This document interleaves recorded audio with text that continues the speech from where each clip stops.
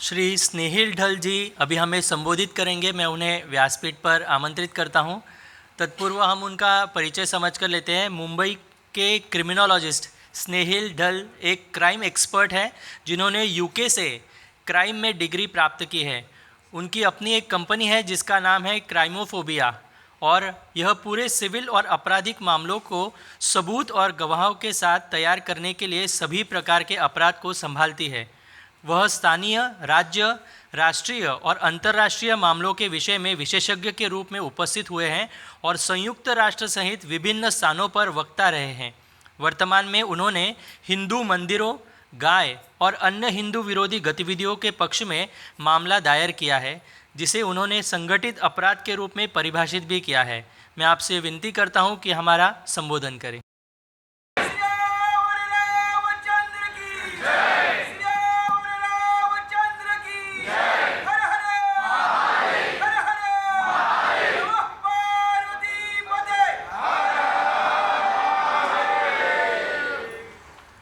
सबको बहुत बहुत प्रणाम। हर हर महादेव।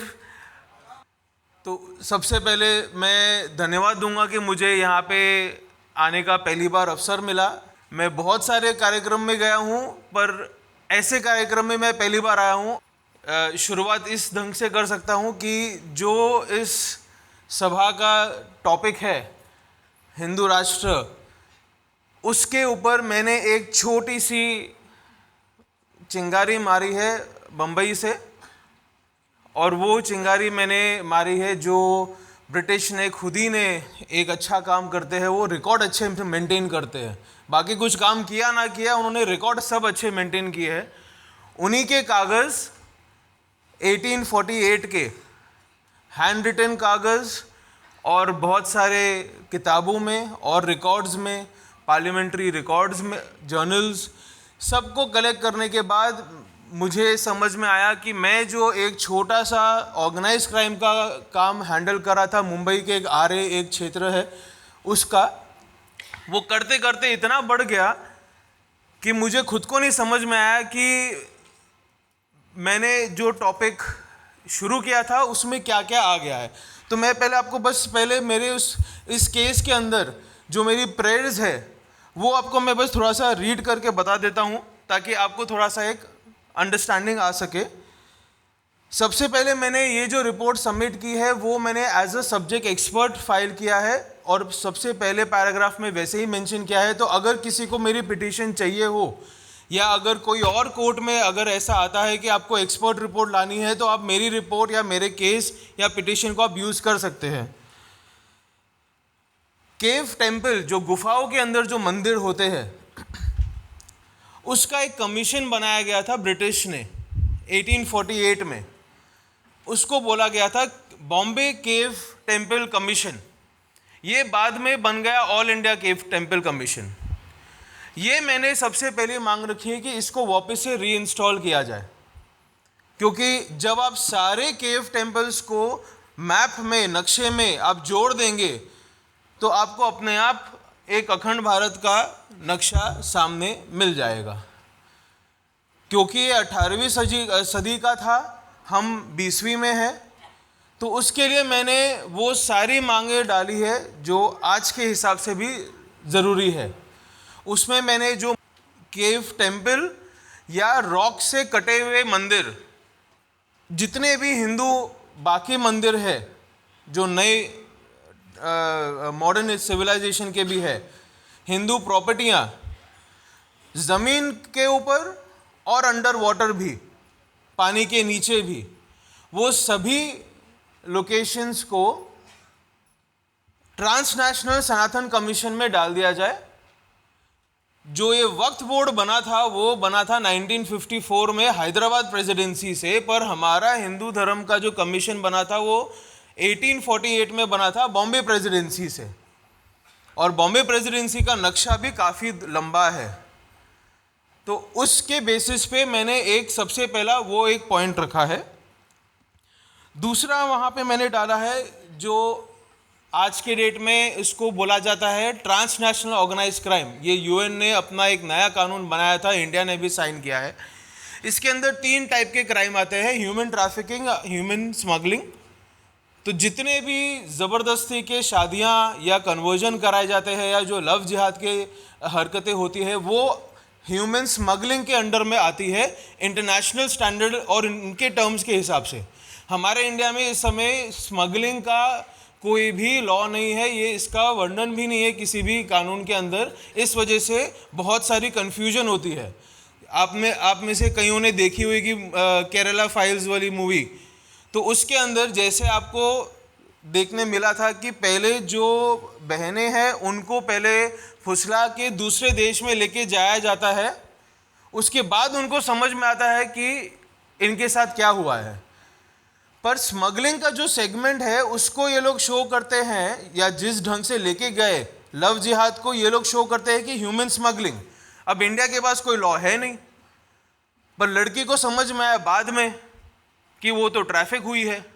तो उस वजह से कई सारे कानून हमारे फेवर में नहीं आते हैं, जिसके वजह से हम हमारी बेटियों को वापस से रिटर्न लाने में बहुत उसमें प्रॉब्लम होती है। तो उस वजह से ह्यूमन ट्रैफिकिंग और ह्यूमन स्मगलिंग, ये दोनों चीज़ों को समझना और इसको यहाँ पे डिफाइन करना कोर्ट के अंदर। दूसरा आता है arms and ammunition smuggling. Bombay में आप सभी को पता होगा सबसे ज़्यादा स्मगलिंग वेपन्स की हुई है फिल्म इंडस्ट्री के थ्रू। आपको 2-3 चीज़ें ध्यान में रखनी पड़ेगी जो आजकल के नए क्राइम है, जो ओरिजिनल गन्स है और जो फेक गन्स है जो मूवीज़ में यूज़ होती है। एक और तीसरी चीज़ आ गई है, आप घर पे बैठ के प्रिंटर के ऊपर पूरी वेपन को आप प्रिंट कर सकते हैं और वो भी गोली मारती है और दिखने में वो खिलौना होती है, उसको बोलते हैं 3D प्रिंटेड वेपन्स।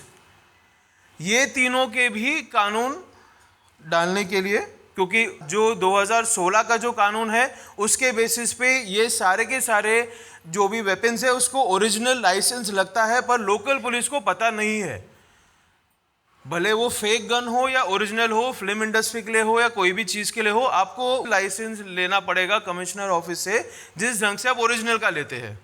तीसरा सेगमेंट आता है मनी लॉन्ड्रिंग का, जिसमें सबसे ज़्यादा लैंड प्रॉपर्टी का ग्रैबिंग होती है। गुजरात और कुछ जगहों में प्रॉपर्टी ग्रैबिंग या लैंड ग्रैबिंग एक्ट है, महाराष्ट्र और बहुत सारी जगहों में नहीं है। जो प्रॉपर्टी जिहाद है, जो लैंड जिहाद है, वो इस सेगमेंट में आता है और बाद में वो मनी लॉन्ड्रिंग के सेगमेंट में घूम जाता है। इसी सेगमेंट के बेसिस पे मैंने मांगा है एक एंटी ऑर्गेनाइज्ड क्राइम यूनिट, जो उन सारे क्राइम को हैंडल करे जिसका कानून बना नहीं है। और मैक्सिमम एंटी हिंदू हरकतें जो होती है उसके कानून इस समय बने नहीं हैं। तो एक सिंपल एक फॉर्मेट होता है कि अगर आपने, जब तक आपके साथ जो हुआ है उसको अगर आप क्राइम नहीं बोलोगे तो उसका कानून नहीं बनेगा।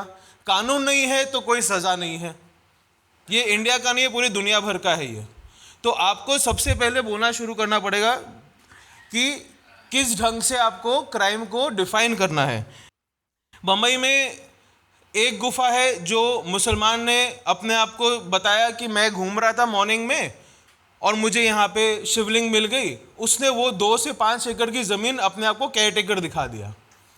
एक मंडपेश्वर गुफा है बोरीवली की साइड में, वहाँ पे पोर्चुगीज़ जो यहाँ के भी लोग हैं कब्ज़ा करके बैठे हुए। यहाँ पे तो गोवा में तो आधा कानून पोर्चुगीज़ का भी चलता है। वहाँ पे चर्च ने सारी शिवजी के स्कल्पचर्स को और बहुत सारी चीज़ों को दीवार बांध दी।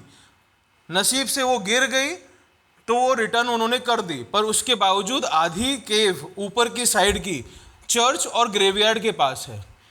एक मागा ठाणे केव है जो पूरी की पूरी फैमिली उसके अंदर रह रही है, गुफा के अंदर ही। इसी ढंग से 19वीं सदी में गाय के ऊपर एक्सपेरिमेंट हुआ था आरए के अंदर, जो मुंबई में है।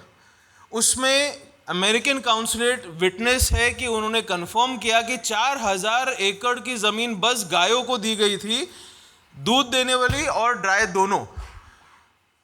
और वो 4000 एकड़ आरए के अंदर ही गायब है। 3500 दी गई थी भैंसों को और 4000 दी गई थी गायों को।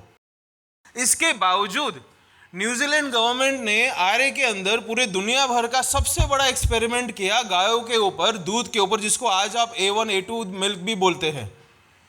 क्रॉस ब्रीडिंग कभी नहीं थी इंडिया में, वो भी आरए में हुई।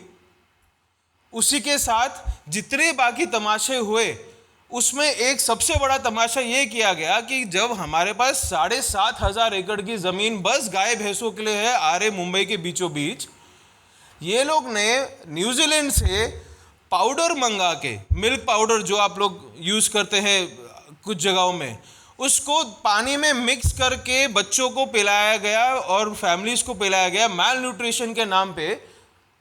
और वो इतना बड़ा एक्सपेरिमेंट किया गया और उसके पैसे भी इंडिया ने दिए। उसी साथ मैंने एक और चीज़ डिमांड की है, एक अर्बन फॉरेस्ट पुलिस डिपार्टमेंट जो ह्यूमन और एनिमल वाइल्ड लाइफ का जो कॉन्फ्लिक्ट होता है वो हैंडल करने के लिए, एंशिएंट एंड मॉडर्न सिविलाइजेशन को भी मैनेज करने के लिए, क्योंकि हमारे बहुत सारे मंदिर, बहुत सारे गुफाएं के आसपास मॉडर्न सिविलाइजेशन आ चुकी है, तो वो उसका एक सबसे बड़ा प्रॉब्लम है। और साथ में जो पूरा का पूरा मुंबई का जो नॉर्थ रीजन बोला जाता है, उसका नाम पहले था शशस्त्री, जिसको बाद में पोर्चुगीज़ ने बना दिया आइलैंड ऑफ सास्ट्रेल। अब हम उसको बोलते हैं नॉर्थ मुंबई या सबर्बन मुंबई। ये पूरा एरिया जो था ये एक टेम्पल टाउन था। जिस ढंग से गोवा को पूरा क्रिश्चियन नाम एक दे दिया गया है, मुंबई का भी नाम वैसा बदल गया। ये सारे कागज़, ये डॉक्यूमेंटेड कागज़, हैंड रिटन जर्नल्स, रिपोर्ट्स, सबके सब मैंने कोर्ट में सबमिट कर दी है और इसकी मैंने सबकी डिमांड मैं कर चुका हूँ। और आपको सबसे बड़ी हैरानी ये होगी कि ये सब कागज़ जो मुझे मिले, ये इंडिया से नहीं मिले, ये सब फॉरेन यूनिवर्सिटी के लाइब्रेरी से मिले हैं। और उनमें से एक स्टेटमेंट में ये भी लिखा हुआ था कि जिस ढंग से, ये आपको मैं बहुत अजीब व गरीब चीज़ बता रहा हूँ, कि जितने भी रिसर्च की गई थी सारे मंदिरों के ऊपर ब्रिटिश ने, वो बॉम्बे के एशियाटिक सोसाइटी में थे और उसको दीमक ने खा लिया, ऐसा मेंशन है रिपोर्ट के अंदर। ये कोइंसिडेंट है कि मोदी जी नालंदा यूनिवर्सिटी का उद्घाटन जिस दिन किए उसी दिन मुझे पता नहीं था, पर मेरा भी उसी दिन केस फाइल हुआ बॉम्बे हाई कोर्ट के अंदर। तो एक जगह पे नष्ट हुए जो जला दिया गया था नालंदा में, और दूसरी तरह दीमक के लिए छोड़ दिया गया था। ये सारा डेटा हमने वापस से रिट्रीव किया है और भी बहुत डेटा होगा। गोवा भी बॉम्बे प्रेसिडेंसी में आता था, यहाँ के जो लोग हैं वो भी अगर ढूंढ सके तो प्लीज़ ढूंढ के मुझे आप कागज़ देना। और भी कभी मुझे हेल्प लगी कहीं पे, अगर कोई एक्सपर्ट रिपोर्ट की आपको ज़रूरत पड़ी तो मुझे प्लीज़ याद करना। बहुत बहुत धन्यवाद। थैंक